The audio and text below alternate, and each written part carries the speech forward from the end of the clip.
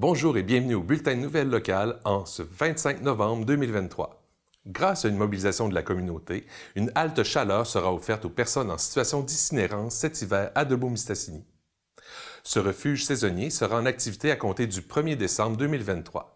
Cette initiative vise à répondre à un besoin émergent dans notre communauté en offrant un abri aux personnes sans domicile fixe pendant les mois les plus froids de l'année.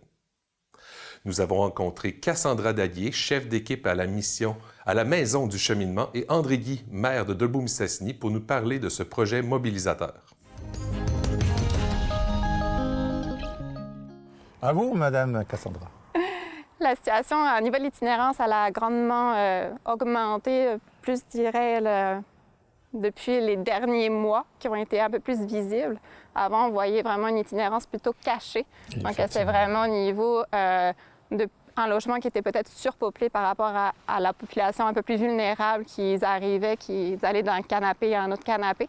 Là, petit à petit, les personnes sont retrouvées à la rue sans logement. Donc, elle est devenue plus visible, je dirais, peut-être au niveau de l'été, où on a vu vraiment une recrudescence vraiment des cas au niveau des personnes en situation d'itinérance. Puis, je peux ajouter là-dessus que selon Toxic Action qui nous a rencontrés, nous, ici à la ville, ils avaient dénombré pas loin de 25 à 27 itinérants bien identifiés, dont 12 qui étaient véritablement des personnes là, qui étaient sans domaine fixe et qui étaient véritablement là, à ciel ouvert, comme on peut dire, aucun toit. Donc, c'est des choses qu'on ne voyait pas il y a 2 ans, c'est-à-dire cette partie d'itinérance-là, qui est devenue de plus en plus visible. Et les gens, ne sont pas trop accoutumés de voir ça ici à Debout-Mistassini. Donc, c'est pour ça qu'on demande aux gens quand même d'être un petit peu, de montrer de l'empathie envers ces personnes-là, parce qu'on ne sait pas qui peut tomber en situation d'itinérance du jour au lendemain. On peut voir toutes sortes de personnes qui étaient des personnes très raisonnables, très respectueuses, du jour au lendemain se trouver en itinérance. Nous, on a été sensibilisés lors d'une séance d'invitation au conseil municipal, justement par Toxic Action, de voir véritablement ce phénomène-là. Déjà, on avait une visibilité de ce phénomène-là, mais on ne pensait pas que c'était d'une ampleur si évidente. Et automatiquement, la Ville, nous, en tant que conseillers municipaux, on a dit qu'on était un organisme municipal, on devrait en tenir compte, puis on devrait bouger très rapidement. Et ça, je te parle de là à peu près 15 jours, 3 semaines. Il faisait pas froid comme ça, puis il n'y avait pas de neige. Puis on se disait, est-ce qu'on va accepter que quelqu'un va mourir de froid cet hiver à Debout-Mistassini? Et là, je vous laisse la parole, Cassandra. Oui. De là, en fait, est venue vraiment l'idée de se réunir vraiment au niveau de tous les organismes, les partenaires, autant publics que communautaires, pour monter un projet vraiment pour au niveau de la période hivernale, vraiment pour aller aider la population vulnérable qui vit cette précarité-là présentement. Et je peux vous dire que ça s'est fait très rapidement. Hein? Ça fait au moins... Ces gens-là se rencontrent les lundis matins. Puis je peux vous dire qu'en dans 3 semaines, ils ont fait quasiment des miracles pour organiser et véritablement prendre en main cette partie de population-là qui n'ont pas de toit présentement puis qui fait très froid. Bien, moi, ce que je peux ajouter, c'est que nous, à la Ville, premièrement, on a vu que c'était important de régler le problème d'une façon très rapide. Donc là, on a trouvé une solution qui n'était pas nécessairement une solution permanente, mais plutôt une solution temporaire. Donc, qu'est-ce qu'on a trouvé? On a trouvé, premièrement, une roulotte qu'on va disposer, on a disposé d'un terrain sur la rue des Copains, qui se trouve ici, adjacent à la soupe populaire et à l'édifice qu'on retrouve de la Société d'histoire, dans lequel on retrouvait tous nos services, c'est-à-dire l'eau potable, l'eau usée, l'électricité, le déneigement. Donc, on avait un terrain disponible. Et j'ai des gens très généreux qui nous ont offert gratuitement une roulotte comprenant 6 chambres et des salles de bain, tout pour suffire à des gens qui soient moins, en tout cas un toit, puis que ça soit respectueux, puis qu'ils soient capables de faire leurs soins. Et ça si c'est pas installé au moment où je vous parle, ça va se faire cette semaine. Et ça, gratuitement. Et c'est aux frais de la Ville aussi. On va payer les assurances, on va payer l'électricité, le chauffage, le déneigement, dans le but de baisser le coût de cet investissement-là. Parce que vous savez, d'origine, c'est évalué à peu près à entre 100 et 125 000 $ pour une saison hivernale, qui, normalement, selon nous, va débuter au moment où je vous parle, devrait débuter, pour se terminer, si on espère, fin avril, dépendamment de la température. Et ça va être ouvert à partir de 22 h chaque soir, 7 jours sur 7, aller jusqu'à 9 heures le matin, dans lequel on va assurer la sécurité. Il va y avoir des agents de sécurité qui vont être sur place. Il va y avoir des intervenants socio-communautaires qui vont être là aussi pour prendre soin de ces gens-là. Si je peux rajouter plus au niveau des services psychosociaux. Donc, c'est sûr, comme M. le maire dit, on va avoir un agent de sécurité la nuit pour assurer vraiment un abri sécuritaire et chaleureux pour combler vraiment tous les besoins fondamentaux de ces personnes qui vivent cette situation-là présentement. Et aussi, donc, vraiment d'aller assurer un service, une continuité au niveau des services pour les personnes qui vont vouloir en bénéficier. Donc, on va être vraiment au niveau de tous les partenaires qui s'impliquent pour répondre à tous les besoins des personnes. Moi, ce que je dis aux jeunes de Dolbeau-Mistassini, c'est qu'on est conscient qu'on a un problème, puis c'est un problème qui est devenu de plus en plus existentiel, qui n'est pas prêt à disparaître malheureusement dans les années futures. Il faut apprendre à côtoyer ces gens-là, à avoir de l'empathie, puis d'essayer de les aider le plus possible pour qu'ils reviennent dans un droit chemin et qu'ils reviennent des personnes qui vont être respectables. Donc, je demande à la population de Dolbeau-Mistassini leur empathie envers ces gens-là.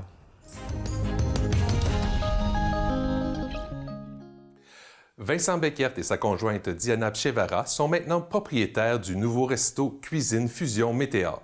Leur ouverture est prévue pour bientôt, soit au début de décembre. Nous les avons rencontrés pour qu'ils nous parlent de leur projet et de la nouvelle formule disponible au restaurant.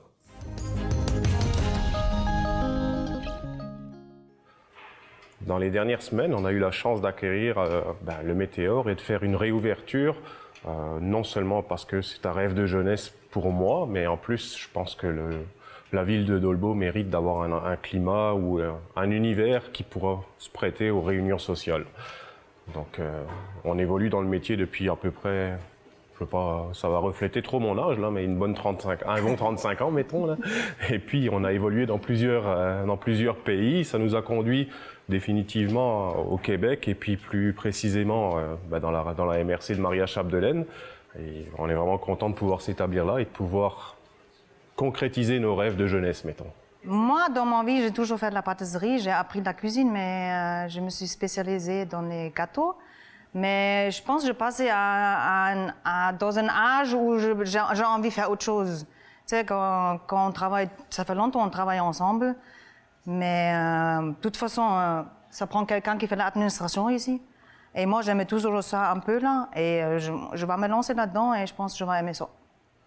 La nouvelle formule, si on peut appeler ça une nouvelle formule, on va garder ce qui était déjà existant et qui marchait très bien, c'est-à-dire que le lieu de rassemblement, le bar se prête à ce genre de choses. On va amener une touche d'ici et d'ailleurs en termes d'alimentation, avec des saveurs qu'on pourra mêler au travers de nos assiettes et puis peut-être apporter cette niche un petit peu des éléments qu'on voudrait travailler spécialement avec les producteurs locaux, mais également ramener le côté social avec les familles qui puissent prendre possession finalement de cet univers ici qui, d'après moi, se prête vraiment à des familles en offrant également des brunchs et des déjeuners. Donc je pense que on essaye de miser large. Vous allez dire qu'actuellement c'est peut-être difficile d'avoir du personnel pour ça, mais on pense pouvoir fournir à la demande et avoir une belle offre. Comme le nom il dit déjà, la fusion, cuisine fusion, on fusionne plein de choses ensemble. Alors des producteurs locaux, les personnels, on va mélanger tout le monde et même dans le restaurant, on ne veut pas préciser juste une clientèle, on veut que c'est accessible pour tout le monde. On espère début décembre. Moi, c'est sûr que utopiquement, j'aimerais ça commencer le 1er décembre, mais ça va être les permis qui vont faire foi. Si on a des réponses des ministères qui s'occupent de ça assez rapidement, on aura définitivement une date. Donc c'est vraiment eux qui nous bloquent, mais qui nous contraignent à retenir la date. Les horaires, je pense que dans les premiers temps, on va faire des déjeuners à partir de 7h, aller à 14h pour couvrir l'heure de dîner, puis à partir de 17h jusqu'à plus soif pour le soir. Notre équipe va se composer définitivement, on va être obligé en termes d'équipe, d'avoir 2 équipes bien distinctes. Ça, attendu qu'on ne peut pas faire couvrir de la même équipe, aller de 6h30, aller à 23h. Donc on va couper cette équipe en place. Il y a déjà des gens qui se sont manifestés de l'ancienne équipe du service pour revenir. Donc je me dis que c'est relativement rassurant, c'est parce qu'ils devaient aimer l'endroit et puis l'univers, donc ils vont revenir. Puis il y a d'autres belles surprises à la lueur de l'annonce de la réouverture, avec une affluence de CV à laquelle on était quand même vraiment surpris, avec des professionnels qui décideraient de venir s'installer dans la région et puis de nous accompagner dans notre projet. Je pense que c'est rassurant d'ouvrir en ayant des gens solides. Donc on va construire nos horaires au travers de ça et puis on va essayer de former une belle équipe. Moi, j'aimerais ça mélanger un peu du monde, tu sais, qui vient d'ailleurs, qui ramène des idées, des nouveaux trucs, comme la fusion. On aime ça, mélanger un peu tout là. Et si on mélange même l'équipe, là, chacun a appris autre chose ailleurs et il ramène ça ici. On apprend tout le monde entre nous et ça va être le fun, c'est sûr. Dans l'avenir, c'est sûr que la partie spectacle, on n'a pas, ni Diana ni moi, on n'a pas cette aptitude-là.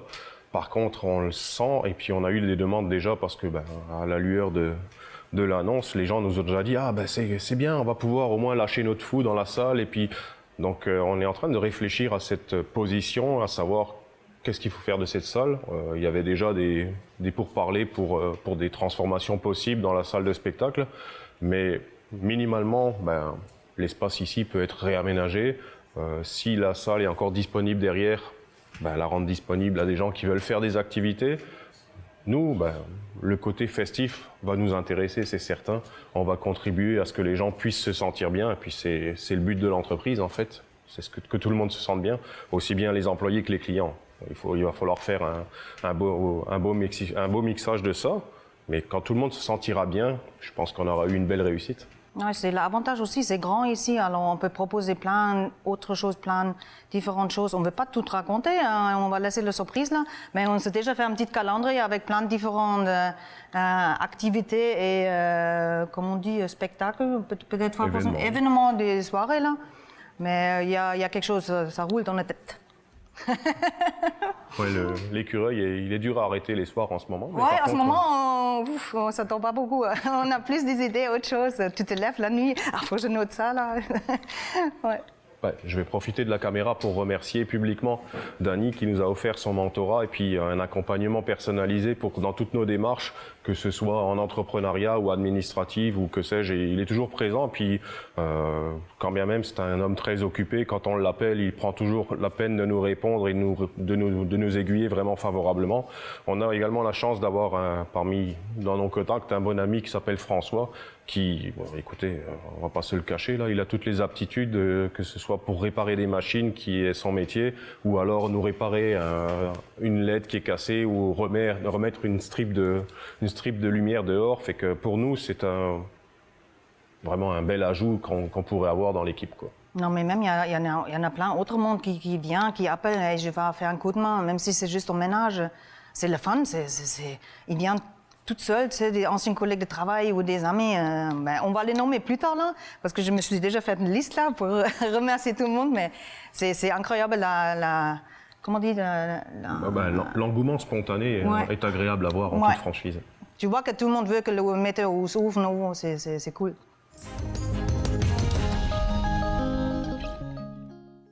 Le comité organisateur d'Opération Nez Rouge Normandin revient pour l'édition 2023 les vendredis et samedis du 24 novembre au 16 décembre inclusivement. Nous avons rencontré le coordonnateur Daniel Boisclair pour nous donner les détails de cette édition. L'Opération Nez Rouge de Normandin existe depuis 1992. Puis la campagne de cette année commence le 24 novembre. Tous les gens qui veulent être bénévoles doivent s'inscrire à www.opérationnezrouge.com. Tout le monde est bienvenu. On ne refuse personne, à moins qu'il y ait des antécédents judiciaires. Tous les gens sont bienvenus. On fait 8 soirées, tous les vendredis et samedis. La dernière fin de semaine de novembre et les suivantes en décembre. En tant que client, le client doit appeler à la centrale au 418-274-4011. Les gens font des farces parce qu'ils savent qu'on a une réputation au Lac-Saint-Jean de bons buveurs. Mais les clients doivent communiquer avec nous à la centrale, nous indiquer à quel endroit ils sont, quelle voiture ils sont, combien de clients. Puis nous, on va aller les chercher dans les minutes qui suivent, tous les dépendants de nos dispositions, nos disponibilités avec nos équipes. Ça prend trois personnes pour former une équipe, un conducteur, un partenaire, puis un escorte motorisé qui t'emmène tous ces gens-là à l'endroit où on doit aller chercher notre client. Les gens décident qu'est-ce qu'ils font. Si le conducteur doit être majeur, il doit avoir 21 ans. Les autres doivent être majeurs, 18 ans. Puis on les explique à la centrale qu'est-ce qu'ils ont à faire, puis s'il arrive quelque chose, ils doivent communiquer avec nous à la centrale, etc. C'est pas compliqué, puis les gens ont du plaisir. Il y a de l'alimentation sur place, ils peuvent jouer aux cartes, ils peuvent faire... on peut jaser avec la ronde. Puis depuis le début d'Opération Héros à Normandin, je crois qu'il s'est formé 2 ou 3 couples. Ils peuvent faire des rencontres qui peuvent se prolonger, si on peut dire. Tous les dons recueillis sont remis à des organismes du milieu. Cette année, on les remet au corps de cadets 1487 de la polyvalente de Normandin, à la Maison des jeunes L'Illusion de Gérardville, ainsi qu'à l'école primaire de Gérardville. En passé, on a remis pratiquement, je pense, au-delà de 3 000 à 2 organismes. Je vous dirais que depuis le début de l'opération à Normandin, depuis 1992, on approche les 100 000 de remise dans la communauté. C'est pas tout le monde qui savent que les pourboires doivent être entièrement remis à des organismes. Puis l'Opération des Rouges a été fondée en 1984 à Québec pour le club de natation Le Rouge et Or. C'était le moyen de financement. Puis le nom d'Opération des Rouges a été emprunté à une opération de l'armée canadienne. Ils ont dû leur demander la permission de porter le nom d'Opération des Rouges. On espère que les gens vont communiquer avec nous pour requérir nos services. Puis notre président d'honneur cette année, c'est M. Stéphane Boilard. On est bien content de l'avoir avec nous. Puis venez nous encourager. Les gens sont là. On va attendre vos appels. Puis ça va nous faire un plaisir de répondre à vos services.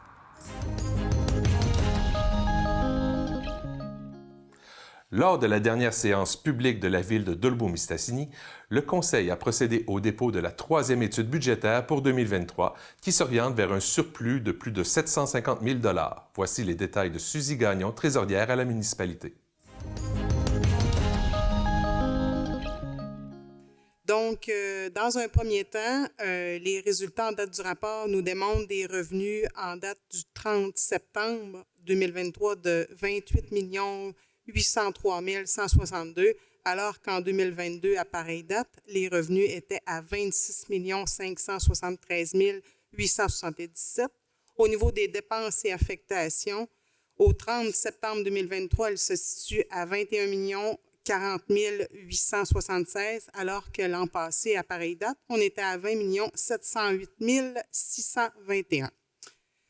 Pour ce qui est de la deuxième étude budgétaire, qui est à mon avis la plus intéressante des deux, les estimations en date du 30 septembre 2023 laissent entrevoir un surplus budgétaire pour l'année d'environ 779 466. En réalité, là, c'est un surplus qui représente 2,6 % de l'ensemble du budget 2023. Les revenus devraient se situer à 30 505 293 000. C'est une hausse quand même de 1 210 227. C'est à peu près 4,13 %, alors que les dépenses et affectations, eux, vont se solder à 29 725 829. C'est une hausse aussi par rapport au budget. On parle d'un montant de 430 761 ou encore 1,47 %. Sans entrer dans chacune des lignes du budget, ce que je pourrais vous dire, c'est que vous voyez, là, c'est principalement, ce surplus-là est amené vraiment par un excédent au niveau des revenus, principalement. Ce qu'on peut dire, c'est qu'il y a une hausse au niveau des revenus de taxes foncières, une hausse au niveau des revenus de taxes de services. Il y a aussi des revenus d'autres services rendus. Une hausse aussi au niveau des droits de mutation. Encore cette année, il y a beaucoup d'actions sur le marché. Une hausse au niveau des revenus d'intérêt. Les autres revenus de cession d'actifs, on parle d'un montant quand même appréciable de 274 000. Là, c'est dû à la raison de la vente des terrains, du développement de la rue des Franciscaines. Mais là, ce qu'il faut savoir, c'est que ces revenus-là sont réservés. Dans le fond, ils vont être affectés à la diminution du règlement d'emprunt. Et enfin, là, des revenus, d'autres revenus là, pour un montant qui provient principalement là, de nos assurances. Au niveau maintenant des dépenses, la majeure partie des économies sont principalement, je l'avais dit, dans la deuxième étude budgétaire, dans la deuxième étude budgétaire en relation avec la neige. Il y a une bonne économie cette année au niveau de la neige, dont on parle de 204 000. Il y a une certaine économie aussi au niveau dans la masse salariale, là. Il faut savoir qu'il y a plusieurs postes qui ont été faits plus tardivement ou encore qu'il y a même des postes qui sont encore non comblés à pareille date. Donc, ça nous a apporté là, une certaine économie. Les dépenses d'électricité, c'est intéressant. Cette année, là, on va avoir une baisse à ce niveau-là. On a eu une bonification en raison d'une économie d'énergie par rapport au centre, là, je pourrais dire l'Aquagym. Il y a vraiment plus une grande efficacité énergétique qui a été observée, donc ça nous apporte là, une économie. Il y a aussi les dépenses d'élection qui nous ont engendré là, des dépenses additionnelles. Et aussi, là, je pourrais en nommer d'autres, là, mais il y a certaines dépenses au niveau des pièces et accessoires là, pour les usines ainsi que pour les stations de pompage. Des dépenses aussi au niveau des honoraires professionnels pour les parcs et aussi, comme je l'avais dit dans la deuxième étude budgétaire, là, un budget supplémentaire pour l'achat de livres au niveau des bibliothèques. Maintenant, au niveau de l'évolution de l'excédent de fonctionnement accumulé non affecté, au début de l'année, c'est-à-dire au 1er janvier, on avait un montant qui se soldait à 2 337 364 $. Si à ça, on ajoute le surplus budgétaire anticipé, c'est-à-dire le 779 466, et on soustrait les affectations du surplus accumulé qui ont eu lieu au cours de l'année, on parle d'un montant de 110 000 $. Normalement, au 31 décembre 2023, notre revenu non affecté du surplus accumulé va se solder à 3 006 000 830.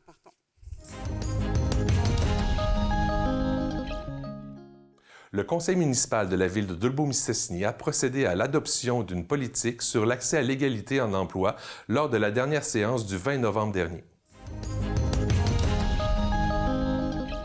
8.1, adoption d'une politique sur l'accès à l'égalité en emploi. M. Tremblay. Oui, alors, considérant que la ville de Dolbeau-Mistassini est assujettie à la loi sur l'accès à l'égalité dans des organismes publics et qu'elle doit prendre les dispositions nécessaires afin de répondre aux exigences de la dite loi, considérant que la ville de Dolbeau-Mistassini désire contribuer à réduire les inégalités dans la société en offrant à toute personne les mêmes chances d'obtenir un emploi dans l'administration municipale, considérant que la ville de Dolbeau-Mistassini entend mettre en œuvre un programme d'accès à l'égalité qui permettra notamment de refléter la diversité de la population dans sa main-d'œuvre, mais également de renforcer et soutenir sa culture en matière d'équité, de diversité et d'inclusion, considérant le projet de politique d'accès à l'égalité en emploi annexé à la présente, considérant les consultations auprès des membres du personnel cadre et des syndicats représentant les employés de la ville de Dolbeau-Mistassini, considérant que la Commission du personnel recommande l'adoption de la politique sur l'accès à l'égalité en emploi, je propose que le Conseil municipal adopte la politique sur l'accès à l'égalité en emploi. Merci, M. Tremblay. On est d'accord pour accepter cette nouvelle politique. Merci.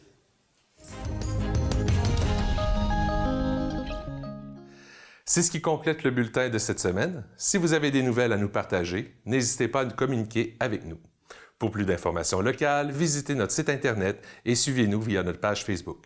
Bonne semaine.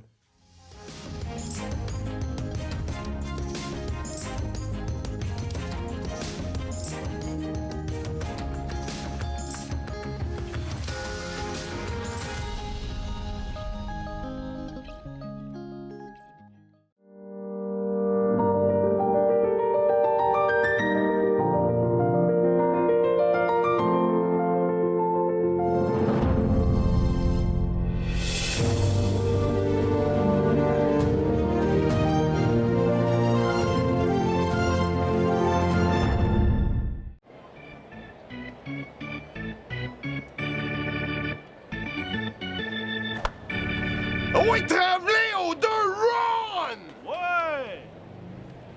Ah, je suis en train de faire un spotted sur Spotted d'Album Stastny. T'as vu une belle fille? Ah, non, pas toutes. Ah non, je me suis commandé une pizza à midi, là, 16 pouces pepperoni fromage, au nouveau restaurant qui vient d'ouvrir, là. Ouais. Ben, j'ai reçu une 16 pouces toute garnie. Hey, si j'avais voulu manger des légumes, je me serais commandé une salade. Ouais, mais t'as pas pensé rien qu'appeler pour signaler le problème de la commande? Ah non, pas en tout. Ils m'ont renvoyé promener. Non, c'est bien mieux de faire un spotted, comme ça tout le monde va savoir en ville qu'ils sont vraiment mauvais. Te rends-tu compte que t'es en train de salir une entreprise sur la place publique pour des champignons puis des piments? Puis tu risques de faire perdre la job à un pauvre employé qui s'est rien que trompé dans sa commande. Ah, puis c'est gênant. Il nous commandite notre équipe de baseball. Il nous commandite, lui? Ah oui, 500$ par année. Ben là, je peux pas faire ça d'abord. Ah non. Appelle-les donc directement pour régler ça au lieu de le salir sur la place publique. Ouais. Ah ouais, Simon! À la clôture, ah ouais! Hey, mon... Hey, le malade! Hey, parfait. Merci bien. Bye. J'ai appelé le propriétaire, finalement. Ouais. Il s'est excusé. Il m'a même donné un rabais sur ma prochaine commande. Finalement, il est smart, ce gars-là. Puis là, il m'a expliqué que c'est un nouvel employé aujourd'hui, puis c'est son premier quart de travail. Tu vois? Au lieu de se faire du trouble, là, ben, tu viens de te faire un repas à prix réduit, là. Ah ouais. Tu sais, on est une petite ville. Il faut prendre soin de nos entreprises. Il faut prendre soin de leurs employés. C'est déjà assez dur d'avoir de la main-d'œuvre. Puis si t'avais fait ta publication, probablement que ce gars-là, il aurait eu le goût de démissionner. Là. Ouais. Oublie pas qu'avoir des entreprises en santé, là, c'est un gros plus pour nous. T'as bien raison. Hey, tatoué, il faut battre, là. Yes, sir! 5e point marqué. Ah, Colin, j'étais prêt, là. Je sens leur envoyer l'autre bord de la clôture. Gauche encore, notre talent. On l'aurait perdu, là. Psiou. Puis là, Sainte-Élisabeth de Proulx, paf, une balle. Tabarnouche, hein? Pow! Une balle perdue, comme à Montréal-Nord. Pareil. Hey!